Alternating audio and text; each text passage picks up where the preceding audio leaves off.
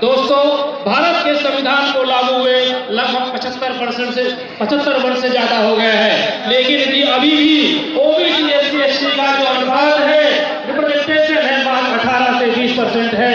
और देखिए, वही हमारे भारत के संविधान में आरक्षण का प्रावधान है, रिप्रेजेंटेशन का प्रावधान है। इसके बावजूद 75 वर्ष होने के बावजूद मात्र 18 से 20% रिप्रेजेंटेशन है। वहीं अमेरिका में जो उनके संविधान में कोई आरक्षण का प्रावधान नहीं है, लेकिन वहां की supreme court, apex court, federal court ने काले लोगों को 50% का आरक्षण का प्रावधान कर दिया।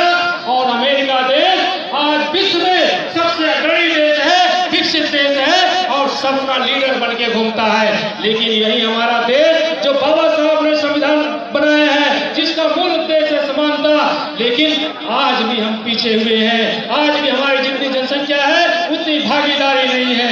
लेकिन भारतीय संस्कृति के हिसाब से यदि मान लीजिए 100 रोटी है और 100 लोग हैं, सभी को एक एक रोटी बांटना चाहिए। लेकिन आज भी हमारे देश में 10 लोगों को 90 रोटी और 90 लोगों को 10 रोटी दी जा रही है।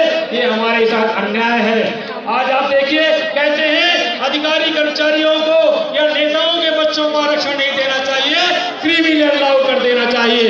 दोस्तों, आज की आरक्षण प्रणाली में प्रधानमंत्री से लेके पंच के बच्चे को, चीफ जस्टिस से लेके जज के बच्चे को, उद्योगपति से मजदूर के बच्चे को और सभी हमारे मजदूर बच्चों को, किसान भाइयों को के बच्चों को रिजर्वेशन मिलता है। इसके बावजूद भी पूरे देश में हमारा 50% ज्यादा बैकलॉग खाली है। यदि हम इनको अलग कर दिए जाएंगे तो हमारा 1950 के पहले की स्थिति हो जाएगी। तो हमारे साथ परेड करना चाहते हैं, छलावा करना चाहते हैं। क्या छलावा करने देंगे आप लोग? इसलिए ओबीसी एससी एसटी का संयुक्त मोर्चा अभी तो ये अंगड़ाई है, आगे और दोस्तों, अब देखिए, पहली बार किसी आईएएस ने संवैधानिक बात किया है, शासन की योजनाओं को लागू करने के लिए कहा है और रोटी बेटी के संबंध के लिए कहा है।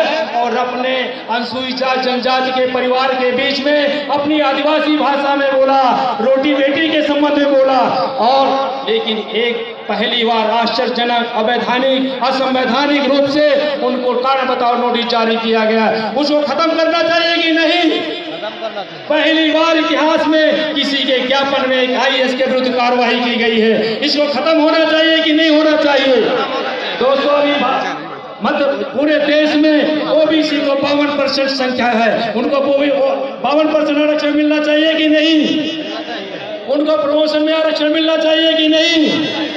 दोस्तों, चूंकि हमारे बहुत से हमारे गेस्ट आए हुए हैं और चूंकि अजाक्स और ओबीसी एससी संयुक्त मोर्चा आयोजक है, इसलिए हम आने वाले वक्ताओं को अजाक्स की ओर से, संयुक्त मोर्चा की तरफ से स्वागत करता हूं, अभिनंदन करता हूं और मैं पूरा समय जो है आने वाले अधिवक्ता को देता हूं। धन्यवाद। जय भीम। बहुत बहुत धन्यवाद।